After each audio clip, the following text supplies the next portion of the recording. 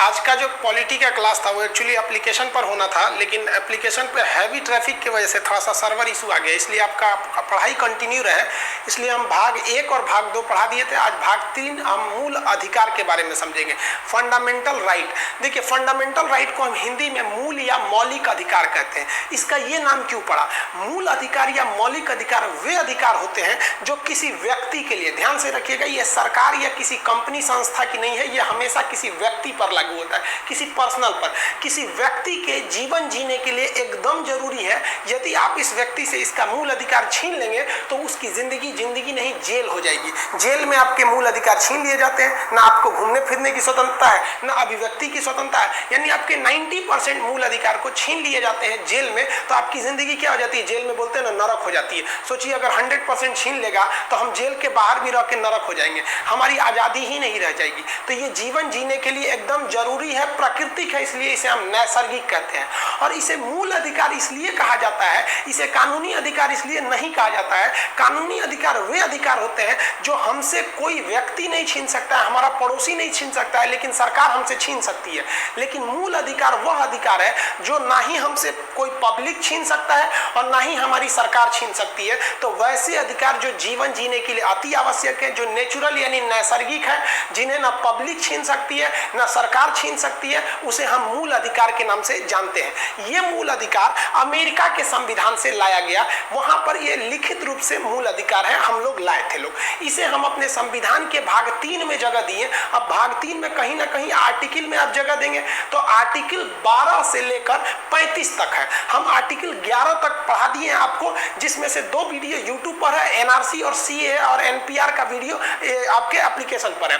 तो अब हम यहाँ से भाग ये अनुच्छेद 12 से 35 समझेंगे। देखिए, भाग 3 जो है ये हमें अधिकार देता है। तो अधिकार को हम फ्रांसीस भाषा में मैग्ना कार्टा कहते हैं, लेकिन इसका प्रयोग इंग्लैंड में हुआ था, ब्रिटेन में हुआ था मैग्ना कार्टा शब्द का प्रयोग। तो क्वेश्चन कहेगा कि संविधान के किस पार्ट को, किस भाग को मैग्ना कार्टा कहते हैं? तो मैग्ना कार्टा हम भाग 3 को कहते हैं। ये फ्रेंच भाषा का शब्द है, लेकिन ब्रिटेन में इसका प्रयोग हुआ था मैग्ना कार्टा का। देखिए, मूल अधिकार जरूरी भी है, लेकिन कभी कभी आपका अधिकार इस देश के लिए घातक हो जाता है। जैसे हम लोग सरकार का विरोध कर रहे थे जॉब के नाम पर, जब रेलवे एसएससी नहीं दी थी। हालांकि एसएससी और रेलवे को समझ में आ गया कि भाई स्टूडेंट से बगावत नहीं करना चाहिए। हर एक टीचर इंडिया का स्टूडेंट्स ने प्रोटेस्ट किया। ये प्रोटेस्ट केवल और केवल सक्सेस हुआ आप स्टूडेंट के बदौलत। हम लोग क्या कर सकते थे? हम आपको केवल आगे ला सकते थे, आपके ट्वीट में वो दम था। लेकिन क्या होगा कि अगर चाइना हमला कर दे और हर एक टीचर स्टूडेंट बवाल करे नहीं हमें नौकरी चाहिए, तो सरासर गलत है। तो इसी को ध्यान में रखकर कुछ नियम बनाए गए। नियम ये बनाया गया कि हमारा मूल अधिकार को सस्पेंड किया जा सकता है किसी इमरजेंसी के इशू पर, और ये कुछ समय के लिए सस्पेंड होगा। सस्पेंशन यानी निलंबन का अधिकार राष्ट्रपति को होगा। अतः विदेशी आक्रमण या कोई इमरजेंसी आ गया तो हमारे मूल अधिकार को छीन लिए जाएंगे। तब आप नहीं कहिएगा कि सरकार नहीं छीन सकता, ये संविधान में स्पष्ट लिखा है। लेकिन कुछ ऐसे मूल अधिकार हैं जो दूसरे के अधिकार को छीन लेते हैं, उसकी जिंदगी बर्बाद कर देते हैं। जैसे 3 तलाक एक अधिकार था। वो 3 तलाक जो था वो 3 अक्षर के साए में किसी औरत की जिंदगी एक सिमट के रह जाती थी। तो हमारा मूल अधिकार अनुच्छेद 21 कहता है कि आप स्वतंत्र रूप से जी सकते हैं, आपकी जिंदगी में कोई बाधा नहीं आएगी। लेकिन एक औरत की जिंदगी बर्बाद कर दे रहा था वो 3 तलाक। इसीलिए कहा गया है कि अगर किसी मूल अधिकार को कुछ समय के लिए रोकना है तो उसके लिए शब्द प्रयोग करेंगे निलंबित, और ये काम राष्ट्रपति करेगा। लेकिन कुछ मूल अधिकार अगर समाज पे धब्बा है या किसी के लिए नुकसानदायक है तो उसे कुछ देर के लिए नहीं बल्कि परमानेंटली खत्म कर देना है, एबोलिश कर देना है, तो उसे हम लोग कहते हैं प्रतिबंधित, हमेशा के लिए प्रतिबंध। तो मूल अधिकार पर हमेशा के लिए प्रतिबंध संसद लगाती है, और टेम्पोररी रोक जो लगाता है वो राष्ट्रपति। लेकिन इन दोनों के पता चला संसद मूल अधिकार पर रोक लगा दिया कि कोई सरकार का विरोध नहीं कर सकता, जाओ अब हम लोग तो कभी विरोध नहीं कर सकते हैं, जेल डाल देगी सरकार। तब कहा गया है कि मूल अधिकार का रक्षक कौन होगा? हाईकोर्ट और सुप्रीम कोर्ट यानी न्यायपालिका होगी। ये हमारे मूल अधिकार की रक्षा करेगा। अगर हमारे ऊपर प्रतिबंध लगा देगा कि आप सरकार का विरोध क्यों कर रहे हैं, चाहे कोई भी सरकार हो, तो हम सुप्रीम कोर्ट जा सकते हैं या हाई कोर्ट जा सकते हैं, जो करीब पहुंचेगा हमारे यहाँ पर। अतः जो मूल अधिकार है वो वाद योग्य है, वाद वाद विवाद कर सकते हैं। क्यों किया, ऐसे किए, मतलब वाद विवाद समझते हैं ना। तो ये पूछेगा कि क्या हमारा मौलिक अधिकार वाद योग्य है। कहां हम वाद विवाद कर सकते हैं, सुप्रीम कोर्ट में। क्या हम इसे प्रवर्तन इंफोर्स कर सकते हैं, एकदम इंफोर्स कर सकते हैं। तो कहेगा क्या हमारा मूल अधिकार प्रवर्तनीय है, तो एकदम प्रवर्तनीय है। हम सुप्रीम कोर्ट या हाई कोर्ट से इंफोर्स करा सकते हैं सरकार के ऊपर कि नहीं, उसका मूल अधिकार है, उसको दीजिए। तो ये वाद योग्य भी है और फोर्स योग्य भी है। अब इसको पढ़ना चालू करते हैं। ये कहां से मिलेगा, तो 12 से 35 तक। तो 12 से 35 तक तो एक ही चीज थोड़ी ना होगा, उसमें कई कैटेगरी है, 6 कैटेगरी है। तो हम आज पहला कैटेगरी समझते हैं। अभी हम 12 से अनुच्छेद 12 से आज 18 तक समझ जाते हैं, उसके बाद आपको बताएंगे। देखिए अनुच्छेद 12 क्या करता है, ये परिभाषा देता है मूल अधिकार का कि भाई साहब ये जिंदगी जीने के लिए अधिकारी है, ये जरूरी है, लेकिन इस पे कभी कभी रोक लगाया जा सकता है। और ये सरकार को एक तरह से ये कहता है कि स्टेट, देखिए यहाँ सरकार का प्रयोग नहीं किया गया। अनुच्छेद 12 में कहा गया है कि स्टेट, अब स्टेट यानी राज्य, कोई ऐसा कानून नहीं बनाएगा जो किसी के मूल अधिकार को छीन रहा हो या मूल अधिकार पे मतलब रोक लगा रहा हो। वो स्टेट ऐसा कभी कोई कानून नहीं बनाएगा। लेकिन स्टेट जो है वो लोगों के अंदर कानून का डर बनाने के लिए कुछ नियम कानून जरूर रखेगा। तब यहाँ बात हो गया स्टेट में कौन स्टेट, गुजरात महाराष्ट्र की कौन। तब यहाँ स्पष्ट बताया गया कि देखिए स्टेट का मतलब है कि central government, state government, local authority जैसे मतलब आपकी मुखिया हो गए लोग, मेयर हो गए लोग। जैसे बंबई का देखिए ना बीएमसी, कंगना रनौत की बिल्डिंग के ऊपर बुलडोजर गिरा दिया। ये राजनीति की वजह से ना हुआ है भाई। आप उसका नक्शा थोड़ा इधर उधर था तो आप उसको 24 घंटा का अल्टीमेटम देके घरे तोड़ दीजिएगा। तो ये हालांकि उनको पावर है, थोड़ी भी गलती करिएगा तो है, लेकिन ऐसा भी नहीं करना चाहिए। तो अनुच्छेद 12 क्या कहता है कि जिनको पावर है वो अगर मान लीजिए पावर नहीं देगा तो जिसका मन जैसे घर बना देगा, सड़किए पे कोनो घर बना देगा। पता चला ये और चाचा है, ये और बड़का पापा घर बना के सड़किए पे ऊपर से मिला देगा और नीचे से कोनो हैवी ट्रक जाएगी तो लड़ जाएगी। तो क्या उसके लिए सेंट्रल गवर्नमेंट आएगी, गली गली खोजेगी कौन घर ठीक है कि स्टेट गवर्नमेंट। तो उसके लिए लोकल बॉडीज बनाई गई। गाँव है तो मुखिया, बड़ा शहर है तो चेयरमैन या मेयर, तो वही होता है लोकल गवर्नमेंट, इनको पावर है। अब पता चला पावर, देखिए सरकार जनता पर दबाव बनाना भी जरूरी है, नहीं तो अराजकता आ जाएगी। जैसे बिजली बिल है, पता चला बिजली बिल ऐसे उखाड़ लीजिए, ऐसे टोका फंसा लीजिए, बिजली बिल मत दीजिए। अब क्या है कि अगर हम बिजली बिल को अधिकार नहीं देते बिजली बोर्ड को, तो फिर हमको कुछ दबाव ही नहीं बना सकती थी। तो बिजली बोर्ड भी बना सकती है, ओएनजीसी भी, अन्य बहुत सारी ऐसी चीजें हैं जिनके पास कुछ अधिकार है, वो जनता पर दबाव बना सकते हैं। तो ये अनुच्छेद 12 यही कहता है कि व्यक्ति का मूल अधिकार है, उसे अन्यथा या कोई बिना वजह आप छीन नहीं सकते हैं। लेकिन समाज को एक अच्छे ढंग से नियम कानून से चलने के लिए कुछ आप नियम कानून बना सकते हैं। कौन बना सकता है, तो वो स्टेट बना सकता है। संविधान स्टेट किसे कहता है, तो सेंट्रल गवर्नमेंट, स्टेट गवर्नमेंट, ये सबको। वो जैसे एयरपोर्ट अथॉरिटी भी अपने आप में एक स्टेट है। जहां एयरपोर्ट रहता है वहां आपकी जमीन है ना, तो 5 तल्ला घर नहीं बना सकते हैं वहां पे, क्योंकि जहाज जो आएगा ना तो घर में चारों घर बना देंगे तो पायलट खोजेगा कहाँ उतारे, तो दूसरा का कहेगा महाराज पीछे चल गया, नहीं ना बना सकते हैं। तो कुछ अथॉरिटी देना जरूरी है। तो स्टेट का मतलब ये मत समझिएगा यूपी बिहार है, ये संविधान की भाषा थोड़ी अलग होती है। तो ये हो गया हमारे संविधान का अनुच्छेद 12। अब अनुच्छेद 13 ये बहुत जरूरी है। अनुच्छेद 13 क्या कहता है, ये अल्पीकरण कहता है। अल्पीकरण को इंग्लिश में कहता है डेगोरेशन। ये डेगोरेशन क्या है, कहता है कि हमारा मूल अधिकार जो है बहुत अच्छा है, लेकिन अगर हमारे मूल अधिकार से, हमारे अधिकार से किसी दूसरे को तकलीफ होता है तो फिर वो हमारा मूल अधिकार नहीं है। जैसे हमें अभिव्यक्ति की आजादी, हम कुछ भी बोल सकते हैं, तो कोनो को गरिया देंगे भाई, हमारी आजादी, हम कुछ भी बोले तो उसकी भी तो आजादी है भाई, शान से जिंदगी जिए। तो हमारा ये अनुच्छेद 13 कहता है आपके अधिकार को घटा दिया जाएगा। कब घटाया जाएगा, जब वो असंगत हो जाएगा। असंगत मतलब क्या होता है, इनकॉन्सिस्टेंट। अब ये इनकॉन्सिस्टेंट मतलब क्या होता है, असंगत, दूसरे को तकलीफ पहुंचाने वाला ना हो। अब हमें जैसे हमको अधिकार है हम गाड़ी चलाएं, कोई घर में चला दे, घुस जाओ, हमारा अधिकार है कि हमें चारों ओर घूमने की स्वतंत्रता है। तो किसी के बेडरूम में घुस जाओ, कदर कुंजी कर रहा है तुम, तो ऐसा थोड़ी ना हो सकता है भाई। तो यही कहता है कि आपकी आजादी है, लेकिन याद रखिएगा ये आजादी तब तक ही है जब तक दूसरे को तकलीफ नहीं पहुंचे। अब इसमें एक चीज ध्यान से समझिए, हमारा संविधान जो लागू हुआ था वो 26 जनवरी 1950 को लागू हुआ।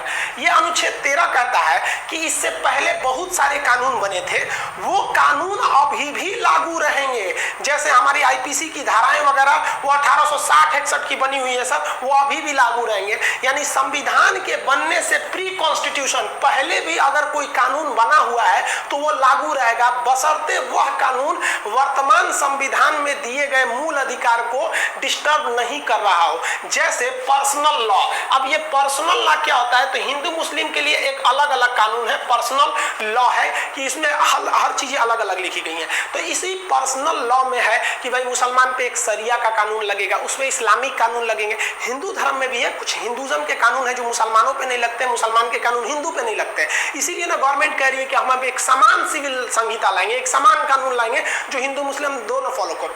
अब इसी कहा गया है कि जैसे पर्सनल लॉ, चलिए अच्छा है, ये इसमें कोई छेड़छाड़ नहीं करेगा। तो अनुच्छेद 13 कहता है कि पर्सनल लॉ में छेड़छाड़ नहीं किया जाएगा। अब इसी पर्सनल लॉ में था 3 तलाक। अब 3 तलाक में सायरा बानो ने केस कर दिया सुप्रीम कोर्ट में। अब सायरा बानो केस किया तो यहां से मौलाना लोग पहुंच गए सुप्रीम कोर्ट में, कहे जज साहब पगला गए का, ये पर्सनल लॉ का मैटर है 3 तलाक, आप कहां से इसमें घुस जाएंगे। तो सुप्रीम कोर्ट ने मौलाना लोग को झाड़ दिया, कहा कि आप खान सर का क्लास नहीं किए हैं। समझिए कैसे कि पहले ये पर्सनल लॉ 1937 में बन गया था, मतलब ये 3 तलाक का नियम जो था, तलाक की बिद्दत 1937 से चलते आ रहा है, संविधान से पहले। तो सुप्रीम कोर्ट ने कहा कि आप खान सर का क्लास देख लीजिए, उसमें स्पष्ट बोला गया है कि संविधान के पहले के बनाए गए सारे नियम कानून रहेंगे बशर्ते वो किसी के अधिकार को न छीन रहे हो। तो 3 तलाक जो है वो पुरुष को अधिकार दे रहा है, लेकिन इस अधिकार में न जाने कितनी महिलाओं की लाइफ खराब हो जा रही है। इसलिए सुप्रीम कोर्ट ने कहा कि आपका पर्सनल लॉ रहेगा, लेकिन उस पर्सनल लॉ में से जो तलाक बिद्दत है वो खत्म हो जाएगा। अब देखिए, जनता को लग रहा है 3 तलाक खत्म हो गया, अभी भी है। तलाक 3 टाइप का था, तलाक हसन, तलाक अहसन, तलाक बिद्दत। तो तलाक बिद्दत जो था वो असंवैधानिक था, उसे दिया गया है, खत्म किया गया, न कि 3 तलाक है। ये आगे अनुच्छेद 25 में समझाएंगे, अभी तो अनुच्छेद 13 है। यानी ये जैसे पहले देखिए, पहले कानून था, एक एजुकेशन एक्ट आया था भारत में कि जो छोटे जाति के लोग रहेंगे, दलित रहेंगे, वो क्लास में घुस के नहीं पढ़ेंगे, वो बाहर पढ़ेंगे। अब आप बताइए, आज वो कानून पहले जो था अभी लागू रहेगा, खत्म कर दिया गया। तो ये अनुच्छेद 13 यही कहता है कि पहले के कानून जितने भी हैं वो लागू रहेंगे बशर्ते अभी के कानून को वो तकलीफ नहीं पहुंचा रहे हो। तो ये 13 बहुत जरूरी है। और ये कहता है कि सरकार भी ध्यान रखेगी कि बाद में भी ऐसा कोई कानून ना बनाए जो उसके मूल अधिकार को छीन रहा हो। अब पता चला सरकार बाद में कानून बना देती है कि आप चारों ओर नहीं घूम सकते, सरकार पे सवाल नहीं उठा सकते। तो कहे सरकार ये न पढ़ रहे हो अनुच्छेद 13 कि आप न पहले का ऐसा कोई कानून ना बाद में ऐसा कोई कानून। ये है भीमराव अंबेडकर, इस पर बहुत बड़ी बहस चली थी अनुच्छेद 13 को लेके। आप सोच सकते हैं कि कितनी बेहतरीन ढंग से संविधान लिखा गया है। संविधान के बारे में एक शायर ने क्या कहा कि तुम्हारी हर तकलीफों का मैं एक मुकम्मल जवाब हूं, कभी वक्त मिले तो मुझे पढ़ना, मैं भारत का संविधान हूं। सैल्यूट करते हैं उन संविधान बनाने वालों को जिन्होंने इतना मजबूर किया। और याद रखिए, ये जो नेता है ना जो संसद में बैठे रहते हैं, बेच दिए रहते हैं आपको। ये जो संविधान है ये उन्हें रोक के रखा है, तुम बेच नहीं सकते हो। अगर आप ईमानदार समझते हैं तो वाकई समझिए कि जो संविधान बनाने वाले थे वो ईमानदार थे, वरना इन लोग को अभी दे दिया जाता तो बेच खा जाते सब। तो ये उन्हें रोक के रखता है अनुच्छेद 13। आप याद रखिएगा, ये अल्पीकरण है। कब? जब आप दूसरे को तकलीफ देने लगते हैं तब। अब आर्टिकल 14 आता है, अनुच्छेद 14। इसमें बड़ा कंफ्यूजन, ध्यान रखिएगा, यूपीएससी में इससे क्वेश्चन पूछता है। इसमें 2 तरह की बातें कही गई हैं। एक कहा गया है कि कानून के समक्ष समानता, यानी कानून के आगे सब बराबर है। इसीलिए कानून पे देखेंगे ना, एक पट्टी लगा रहता है, औरत पे तलवार ली रहती है, तराजू करती है कि हमारे आंख पे पट्टी है। अब तुम आगे राष्ट्रपति हो कि चपरासी हो, ऊंचे जाति के हो, दलित हो, मुस्लिम हो, जैन हो, कोई मतलब नहीं, गलती किया छपाक में काट देंगे। यानी कानून के समक्ष समानता, इक्वेलिटी बिफोर लॉ। अब बिफोर का मतलब पीछे नहीं, बिफोर का मतलब सामने नहीं, देखते अपोजिट मतलब सामने। तो कानून के सामने सब बराबर है। ये बातें सबसे पहले किसने किया था? एवी डेसी। एवी डेसी एक बहुत बड़े शास्त्री थे, उन्होंने ये बात को बताया था। ये यूपीएससी का क्वेश्चन पूछा है कि एवी डेसी का सिद्धांत कौन है? तो कानून के समक्ष समानता। इसी को फॉलो किया गया ब्रिटेन में। ब्रिटेन में कानून सबके लिए बराबर है, वहां की रानी के लिए भी, प्रधानमंत्री के लिए, सबके लिए भी। लेकिन अमेरिका के लोगों ने कहा कि ये गलत है, कानून सबके लिए बराबर नहीं होना चाहिए। जैसे मान के चलिए कि कोई 5 साल का लड़का है, वो क्लास 5, मान लीजिए कोई क्लास 5 साल का लड़का है, और कोई लड़का 20 साल का है। तो क्या एक ही कानून दोनों पे लागू कर देंगे? देखिए, तो 5 साल के लड़के का टिकट ट्रेन में आधा लगता है और 20 साल के लड़के का टिकट पूरा लगता है। अब अगर कोई सुप्रीम कोर्ट में केस ठोक दे इस आधार पर कि सुप्रीम कोर्ट आप बहुत बड़े कानून के रक्षक बनते हैं, ये बताइए हम 20 साल के हैं तब वो भारत के नागरिक हो, बचो है तब वो भारत का, ओकरा आधा का है लग रहा है, हमरा का है पूरा लग रहा है। समझ में आया कि नहीं आया?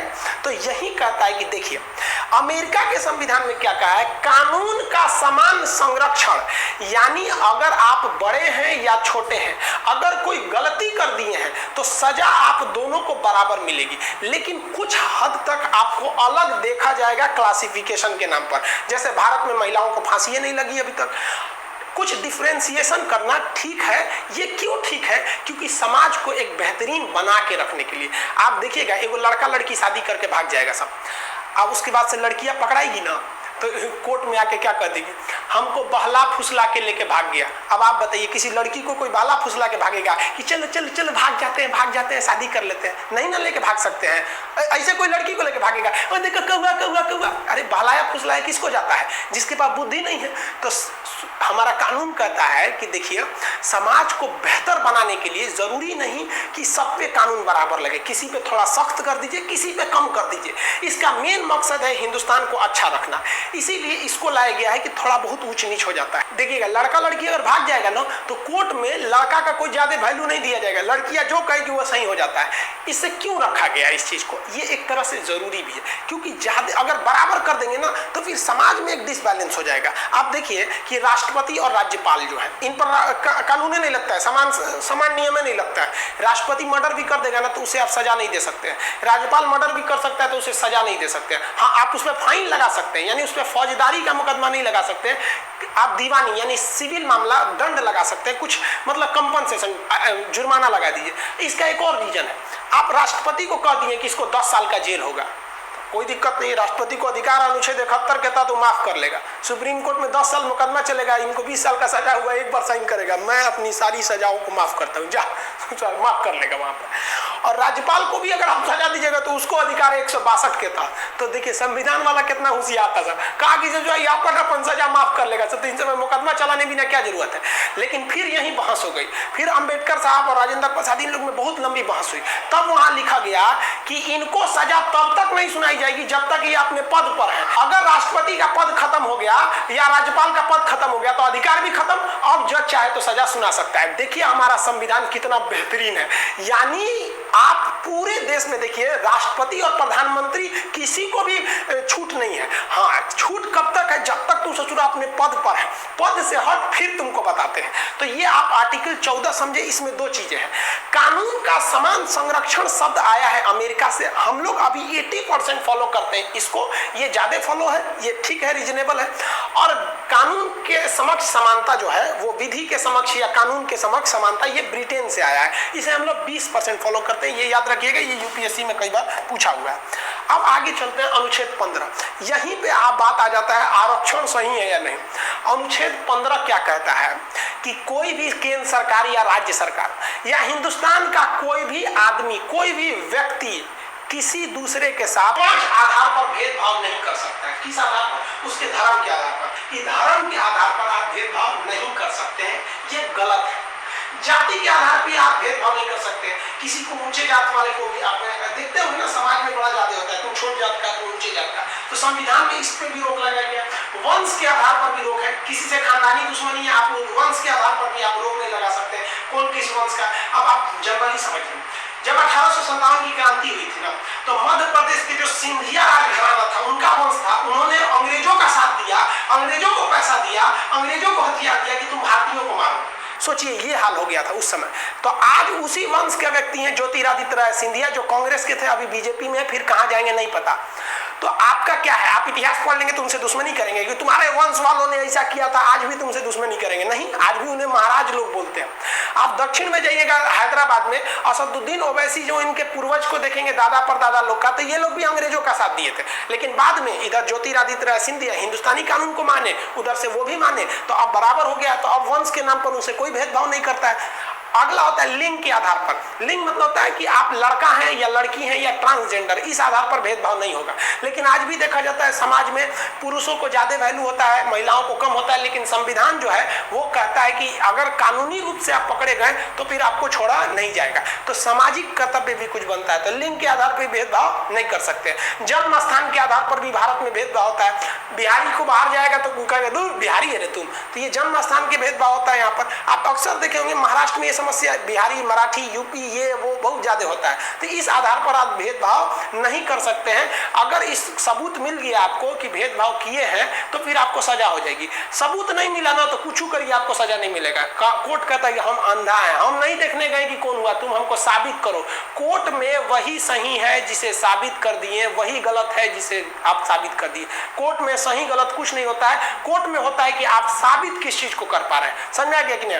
तो ये हो गया, इन पे आधार पर भेदभाव नहीं कर सकते। लेकिन यहीं पर लिखा गया है कि आप पॉजिटिव डिस्क्रिमिनेशन कर सकते हैं, मतलब किसी की भलाई के लिए आप भेदभाव कर सकते हैं, तो उसको नहीं बुरा माना जाएगा। जैसे आप देखते होंगे हैवी ड्यूटी, जहां बहुत भारी भारी वर्क करना हो, वहां महिलाओं को रोक लगा दिया जाता है। तो आप कहेंगे कि नहीं, लिंग के आधार पर क्या भेदभाव कर रहा है, वो तो पॉजिटिव काम के लिए कर रहा है। आप बॉर्डर पे चाइना की फौज लड़ना है, समझा है, तो वहां जाते तो आप भी बताइए किसको रखेगा? पुरुष फौजियों को रखेगा एकदम कि कम मार हो जाएगा, तो सुप्रीम कोर्ट में केस कर दीजिएगा, काहे भेदभाव हो रहा है, महिलाओं को भी लड़िए वहां पे, तो नहीं रखा जाता है। देखिए फिजिकली थोड़ा सा पुरुष जो होते हैं ना स्ट्रांग होते हैं, ये बायोलॉजिकली है, आप समझते हैं इसको। तो पॉजिटिव के वजह से अगर आप भेदभाव कर रहे हैं तो कोई गलत नहीं है। यही बात आ जाता है आरक्षण। अब ध्यान से समझिएगा, आरक्षण शब्द आते ही हिंदुस्तान में दो परंपरा चलती है। जिन्हें आरक्षण मिल रहा है उन्हें लगता है आरक्षण सही है, और जिन्हें आरक्षण नहीं मिल रहा है उन्हें लगता है आरक्षण गलत है।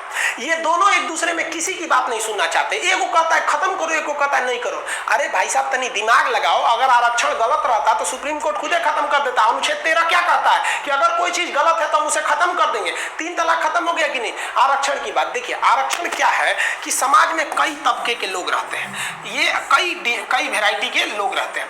अब जैसे देखिए आप ये दो वैरायटी जो है थोड़ा सा नीचे रह गई, तो आरक्षण कहता है कि ये लोग जो आगे बढ़ गए हैं इन्हें आगे बढ़ने दीजिए, इन्हें आगे बढ़ने से कोई नहीं रोका है, थोड़ा इन्हें पुशबैक करके उठा दीजिए कि समाज एक जैसा रहे। ये जो लोग पीछे से प्रताड़ित हो रहे हैं, आप सोचिए ना आरक्षण कितना खराब होता है कि मूला कर्म एक कानून था केरल में, जिसमें दलित महिलाएं अपना स्तन नहीं ढक सकती थी, उन्हें नंगे रहना पड़ता था, स्तन नहीं, स्तन उनका खुला रहना चाहिए था। और हद तब हो गई कि टैक्स लगाया जाता था इस आधार पर कि छोटा स्तन है तो कम टैक्स दो, बड़ा स्तन है तो ज्यादा टैक्स दो। ये हिंदुस्तान के जो पुराना था, कहा जाता है कि मोर भी बड़ा सुंदर होता है लेकिन अपना पैर देख लेता है ना तो उसे भी शर्म आने लगती है। तो हिंदुस्तान की संस्कृति बहुत अच्छी रही है, लेकिन हमारे पास भी कुछ मोर के पैर की तरह है। ये जैसे सती प्रथा हो गया, ये सब छुआछूत हो गया, ये हिंदुस्तान में बहुत ज्यादा हो गया। तो कहा जाता है कि आरक्षण एक पॉजिटिव डिस्क्रिमिनेशन है। ये किसी आगे बढ़ रहे व्यक्ति को रोकता नहीं है कि तुम नहीं कर सकते हो, जो पीछे है उसको कहता है कि तुम आगे चले जाओ। अब क्या होता है कि यहां पर इसको निगेटिव व्यू में आपको प्रस्तुत किया जाता है। अगर ये गलत रहता तो फिर आपको क्या होता, वो सुप्रीम कोर्ट तो रोक ही देता। आपके हिसाब देखिए बात बताते थे, दुनिया में अभी हिंदुस्तान की बात बताते हैं, अगले 50 साल तक आरक्षण खत्म होने वाला नहीं है, ये खुद गवर्नमेंट बोल चुकी है। मोदी जी भी बिहार में आए थे तो क्या बोले थे भाषण में, आरक्षण खत्म नहीं होने देंगे। मनमोहन सिंह भी थे, खुद मोदी जी ने आरक्षण बढ़ाया है। संसद में जो आरक्षण 2020 में खत्म हो रहा था उसे संशोधन करके 2030 ले गए हैं। तो इसलिए आप किसी पे दोष नहीं दे सकते, क्योंकि हर आदमी को चुनाव जीतना है। तो अगर ये आरक्षण खत्म किया जाएगा ना तो चुनाव में भी हार सकते हैं। आरक्षण की जब बात आती है तो जो विरोध करते हैं, कभी कभी से ये सोचिए कि आरक्षण क्यों है, क्योंकि जाति है। सबसे सिंपल है, जाति खत्म कर दीजिए, आरक्षण का बवाले खत्म हो जाएगा। नहीं कहते मैं किसके लिए सजू, मेरा पिया आनर है। भाई ना जातीय नहीं रहेगा तो आरक्षण देंगे किससे? तो फिर बचेगा गरीब कौन है, अमीर कौन है? तो यहाँ वो लोग नहीं कहेंगे नहीं जाति रहना चाहिए, आरक्षण नहीं रहना चाहिए। तो भाई आपसे ज्यादा समझदार सुप्रीम कोर्ट में बैठे जज लोग हैं, वो इसे एक पॉजिटिव डिस्क्रिमिनेशन समझते हैं, एक पिछड़े समाज को आगे बढ़ाने के लिए कहते हैं। क्योंकि जिस समाज को आरक्षण प्राप्त है ना, उस समाज को मंदिर में घुसने पे रोक, मतलब भेदभाव किया जाता है। आप एक एग्जाम्पल देखिए, बिहार के मुख्यमंत्री जब थे जीतन राम मांझी, तो बिहार का मुख्यमंत्री सोचिए उस राज्य का सबसे बड़ा पावरफुल होता है, वो जब मंदिर में पूजा करने गए थे तो जाने के बाद मंदिर धुल दिया गया था। ये ये क्या चीज है? ये है निगेटिव डिस्क्रिमिनेशन, कि उसको आप निगेटिव कर रहे हैं। और आरक्षण देना क्या है? एक पॉजिटिव डिस्क्रिमिनेशन है। ये हम नहीं कर रहे हैं, ये संविधान कर रहा है। हम जो बता रहे हैं आपको संविधान के हिसाब से बता रहे हैं। हम फिर बताते हैं कि जिसे आरक्षण नहीं मिल रहा है ना, वो मेरी बात, सुप्रीम कोर्ट की बात, संविधान की बात सुनेगा ही नहीं। वो दिमाग में बैठाया है कि हमारा विरोध करना है। और जिसको ये मिल रहा है ना, वो दिमाग में बैठाया है कि नहीं, हमें मिलना चाहिए। बहुत से ऐसे दलित मुख्यमंत्री भी हुए हैं जिन्हें आरक्षण मिल रहा है, और बहुत से मुख्यमंत्री भी हुए हैं दलित जिन्हें जाने के बाद मंदिर धुल दिया जाता है। तो जब तक जाति रहेगी तब तक जाति के आधार पर आरक्षण बना रहेगा। सबसे पॉजिटिव वे है कि आप जाति को खत्म कर दीजिए, आप खत्म कर दीजिए, कॉमन कर दीजिए कि भाई वो भी है तो कोई कुछ भी लगा देगा।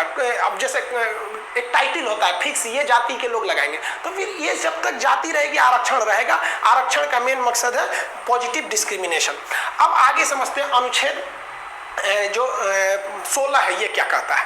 अनुच्छेद 16 कहता है कि जो भी लोक नियोजन है यानी सरकारी नौकरी है, उसमें इक्वलिटी ऑफ अपॉर्चुनिटी, समान सबको मिलेगा। लोक नियोजन की समानता, सरकारी नौकरी में सबको समानता मिलेगा। फिर यहीं पे बात आ जाती है आरक्षण की। तो आपको बताए ना कि आरक्षण जो है वो संविधान कहता है पॉजिटिव डिस्क्रिमिनेशन है, ये हम बढ़ाने के लिए कहते हैं। अब यहाँ पर आप देखेंगे सबको संरक्षण मिलता है। ऐसा नहीं होगा कि रेलवे की वैकेंसी में कह देगा कि फॉरवर्ड क्लास के लोग फॉर्म नहीं भर सकते हैं, या ये नहीं। हाँ, उन्हें ये कह सकता है कि आपका नंबर 120 पे सिलेक्शन होगा तो नीचे वाले का 110 पे हो जाएगा, 105 पे हो जाएगा, ऐसा हो सकता है। तो आरक्षण कभी भी जाति के आधार पर होती है, याद रखिएगा। आरक्षण कभी भी धर्म के आधार पर नहीं होगा। क्या आप सुने हैं कि मुस्लिम धर्म में आरक्षण है? हमें आरक्षण नहीं मिलता है, हम जनरल कैटेगरी से आते हैं, पठान जाति से आते हैं, हमें नहीं मिलता है। क्या हिंदू धर्म को आरक्षण है? नहीं है। हिंदू धर्म में अगर ब्राह्मण है आरक्षण नहीं है, राजपूत है नहीं है। हिंदू धर्म में दलित है तब मिलेगा। तो आरक्षण की अगर बात करेंगे तो धर्म के नाम पर आरक्षण नहीं है। आरक्षण जब भी होता है तो वो जाति के आधार पर होता है। समझ आ गया कि नहीं आ गया? और आरक्षण लिंग के आधार पर भी हो सकता है, लड़का लड़की आरक्षण। जैसे मान लीजिए कोई जनरल जाति की लड़की है, कोई जनरल जाति का लड़का है, तो लड़कियां को ज्यादा आरक्षण मिलता है, तो आरक्षण यहाँ भी मिल सकता है। इसके अलावा आरक्षण जो मिलता है वो एक और चीज पे मिल सकता है, आपका स्थान पर मिल सकता है। स्थान मतलब किसी एक खास एरिया के आधार पर। जैसे आप छत्तीसगढ़ का कुछ एरिया एकदम पीछे, असम का कुछ एरिया एकदम पीछे है, तो आप देखे होंगे आर्मी भर्ती में आते होंगे तो कहेगा कि अगर आप पूर्वोत्तर के एरिया के हैं तो आपकी हाइट कम भी रहेगी तो ले लेंगे। तो कुछ ऐसे स्थान है जहां विकास हुआ ही नहीं, जैसे छत्तीसगढ़ का बस्तर का एरिया, दंतेवाड़ा, सुकमा, जगदलपुर, ये सब के एरिया में विकास नहीं है। उड़ीसा का कालाहांडी देखेंगे बारिशें नहीं होता है वहां पर। तो स्थान के आधार पर भी आरक्षण मिल जाता है। ये क्यों दिया जाता है अब आप समझ गए। ये क्या है? पॉजिटिव डिस्क्रिमिनेशन है। वहां बारिश नहीं हो रही, खाने पीने को भी नहीं दे रहे, तो एक समाज बिगड़ जाएगा। इसलिए ये जो समाज बढ़ चुका है इसे कह रहे हैं कि जो तुम बढ़ रहे हो उसी स्पीड से बढ़ते रहो, इसका हम बराबर कर देंगे। जिस दिन ये बराबर हो जाएगा आरक्षण रोक दिया जाएगा। समझ में आ गया? तो ये 16 में कहता है कि सबको समानता है, लेकिन पॉजिटिव डिस्क्रिमिनेशन के आधार पर 3 लोगों को इसमें आरक्षण दिया जाएगा। 17-18 में जाने से पहले एक बार रिवाइज कीजिए। अनुच्छेद 12 क्या कहता है? परिभाषा देता है स्टेट का कि कौन कौन नियम कानून बना सकता है। 13 कहता है कि अल्पीकरण यानी कोई पहले का कानून या बाद में बनाया गया कानून अगर हमारे मूल अधिकार को छीनेगा तो खत्म कर दिया जाएगा। 14 क्या कहता है? कानून के आगे हम सब बराबर हैं, कानून भेदभाव नहीं करता है किसी के साथ, कानून के आगे हम सब लोग क्या है? समानता है, विधि की समानता है। जैसे आप देखेंगे मर्डर कर देंगे तो शाहरुख खान भी रहेंगे तो उतने सजा मिलेगा, हमको भी उतने सजा मिलेगा। तो ये क्या कहता है? 14। 15 जाति, धर्म, लिंग, जन्म स्थान इत्यादि के आधार पर भेदभाव नहीं किया जा सकता है। 16 नौकरी में समानता है, लेकिन पॉजिटिव डिस्क्रिमिनेशन के आधार पर आपको आरक्षण दिया जाएगा। 17 समझिए काफी विवादित रहा है। अनुच्छेद 17 कहता है कि अस्पृश्यता यानी अनटचेबिलिटी का एबोलिशन, अस्पृश्यता खत्म कर दिया जाएगा। अस्पृश्यता क्या होता है? छुआछूत, किसी को छूने से अरे उधर भाग उधर भाग। पहले जब हम इस चीज को पढ़ाते थे ना तो एक अच्छा एग्जाम्पल नहीं दे पाते थे, क्योंकि छुआछूत अब उतना ज्यादा देखने को नहीं मिलता है। लेकिन अब बेहतरीन ढंग से देखिएगा छुआछूत क्या होता है। जैसे कोरोना का मरीज, आप 10 लोग बैठे हैं ना, उसमें कोरोना का मरीज आ जाएगा ना तो वहीं दिख जाएगा छुआछूत, भाग भाग भाग भाग भाग। तो छुआछूत आज भी है। कोर्ट कहता है कि यदि उसे कोई बीमारी है ऐसी कोई मतलब ट्रांसफरेबल बीमारी है जो फैल सकता है, तो उसमें आप छुआछूत कर सकते हैं। लेकिन अगर आप जाति और धर्म के नाम पर छुआछूत करते हैं ना, तब ये बर्दाश्त से बाहर है। आप देखेंगे गांव के एरिया में आज भी ये छुआछूत का प्रचलन है, क्योंकि गांव में शिक्षा उतना आगे नहीं बढ़ा है। लेकिन छुआछूत की प्रॉब्लम शहरों में अब धीरे धीरे कम हो रही है। अब आप दिल्ली में जाके देखेंगे, मुंबई में, तो वहां कोई इतना छुआछूत को फॉलो नहीं करता, टाइम ही नहीं उन लोग के पास उतना। लेकिन गांव में आज भी रे छोट जात का बैठ नीचे, आप देखेंगे गांव में ना छोटे जात के लोगों को नीचे बैठाता है सब। ये क्या गलत है, ये नियम नहीं होना चाहिए। इसको अपराध की श्रेणी में घोषित कर दिया गया और उसके लिए 1955 में एक कानून बनाया गया जिसे सख्त कर दिया गया 1989 में। इसके लिए आप कई अलग अलग एक्ट है, जैसे एक हरिजन एक्ट है, ये है, आप उसको प्रताड़ित नहीं कर सकते। तो छुआछूत कहता है कि किसी को जाति धर्म के आधार पर आप उससे छुआछूत नहीं कर सकते हैं, उसे अछूत नहीं कर सकते हैं। इसमें तो जो अछूत की परंपरा थी, इसी को खत्म करने के लिए हमारा आर्टिकल 17 आया है। अब आर्टिकल 18 क्या कहता है, ये भी हमारे समाज में एक समानता लाने की बात करता है। समानता क्या कहता है, कहता है उपाधियों का अंत। उपाधि क्या चीज है भाई, तो एवोल्यूशन ऑफ टाइटल्स। आप कोई उपाधि नहीं रख सकते हैं। देखिए जब देश गुलाम था ना, या जब भारत में राजतंत्र चलता था, तो कई उपाधियां थी, महाराज, सर, नाइटहुड, राय बहादुर, अजब अजब टाइप का, बादशाह, इस टाइप का, सुल्तान, बहुत सारी उपाधियां थी, रजिया सुल्तान, ये सब उपाधियां थी। तो कहा गया है कि ये सब कोई उपाधि आप नहीं रख सकते हिंदुस्तान में। ये उपाधियां अब समाप्त कर दी गई हैं अनुच्छेद 18 से।